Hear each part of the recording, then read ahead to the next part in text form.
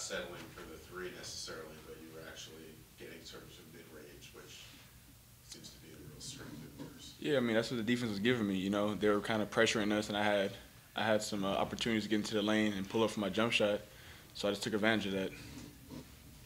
Jabari, you've said confidence quite a bit, or have been talking about it. Basically, since Singer hits that shot in Washington, I heard you yelling confidence at him.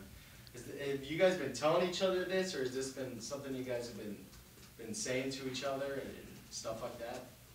Yeah, we've been on a little streak, and we just dropped one in Utah. But throughout the past 6 games, everybody's just playing with more confidence.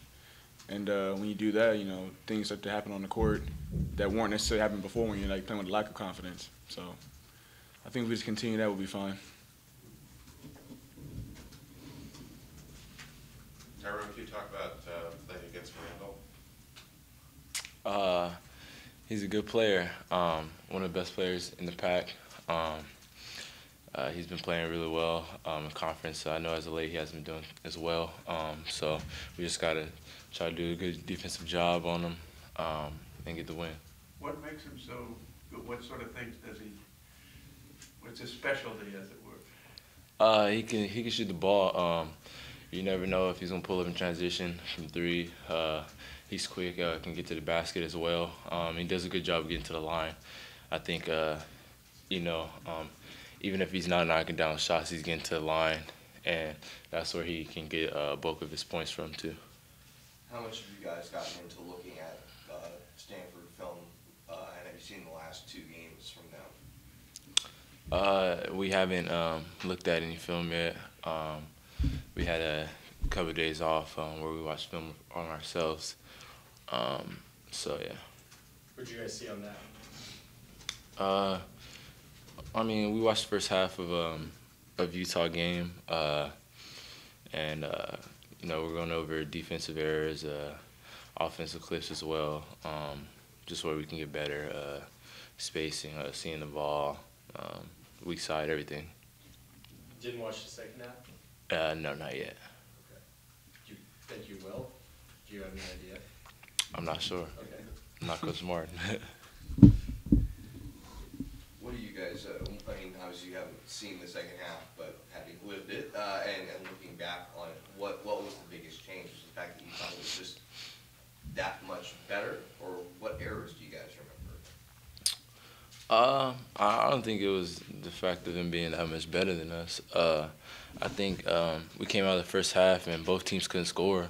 I think we got like 5 straight stops or whatever, and we just couldn't convert on offense. And then they were able to get to the line, and then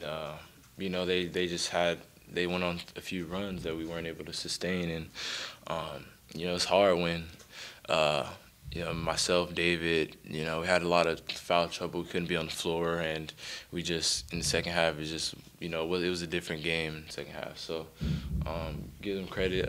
They're a really good team, especially at home, but we just got to get better. And speaking of foul trouble, I think between 3 or 4 of you that had 4 fouls with like 8 minutes left in the game, that was like 45, an average of 45 and somewhere on points over the 5-game winning streak. What were they doing that really kind of drew fouls from you guys? I couldn't tell you. I don't know. Hey, Tyrone, do you feel like your role has changed over the course of the season? No, I feel like my role is still the same. I don't think my game is really. I don't think I'm really doing anything too differently. Just trying to get better, trying to feel when my team needs me, trying to get guys shots too as well. How would you describe your role?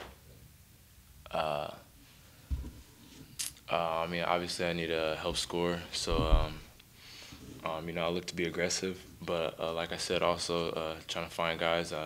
Watch a lot of film of where I can find the open guy, or where I might have a shot. It might be a good shot, but there's also somebody else that might have a shot too. Just to be aware that he's there, and that's something I go over with the coaches. And it's not necessarily to say that to don't shoot the ball. They never tell me not to shoot the ball, but just like I said, just to be aware, and then also rebounding, help the team rebound. I mean, I pretty much think I help in every category. Just gotta continue to do my best and strive to do better. You know, I guess during that losing streak, or really in the beginning of conference play, it seemed like you were struggling, or your numbers at least reflected that, and that's not the case anymore. Was there any kind of mental switch or any kind of thing you picked up on film, or coaches were telling you to switch up? I mean, I don't think there was really a mental switch. If I recall, I had some games where I went 4 for 21, and I was still aggressive. I was still shooting the ball. I think in the beginning of the conference, teams were really keen on me, and it was a different type of attention I was getting from guys that were better, teams that were better, guys that were better, bigger, stronger. So when I was having 3-4 bodies come in, and I was still trying to get to the paint, it was a little difficult. So just understanding when, I think I found out how to choose my spots, where I'm gonna get my shots from, and so that's why I think you see a change in my play as of late, as a past probably on the winning streak or whatever.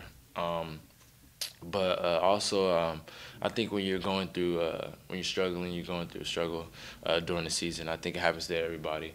But when you're going through that, I don't want to say it affects your confidence, because I was still confident. It just, you're just constantly waiting for the next game, like, I got to get over the hump like that. And also just, like I said, I feel like at one point I was shooting too many balls. And so constantly like fighting and trying to find a balance. I think I struggled with that a little bit, or not struggled, it affected me a little bit.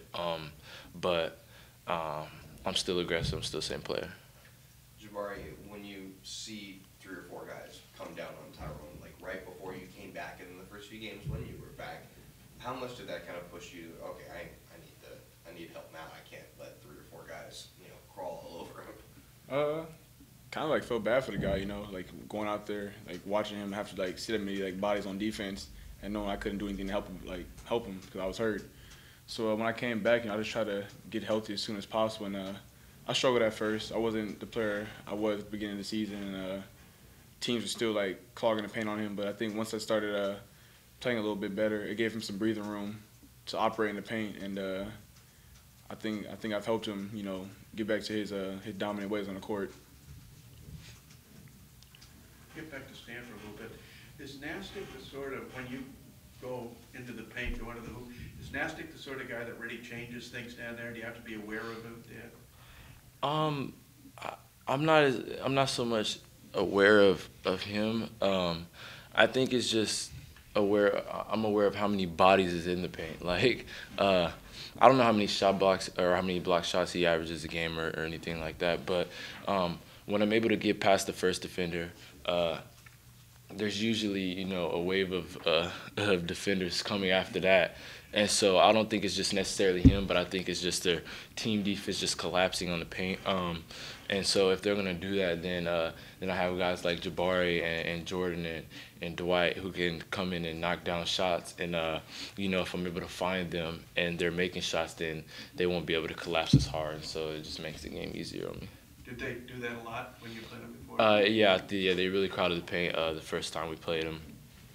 I don't think Jabari was here for that game. I'm not sure, but yeah. I think it'll watching film, and it'll be a different game.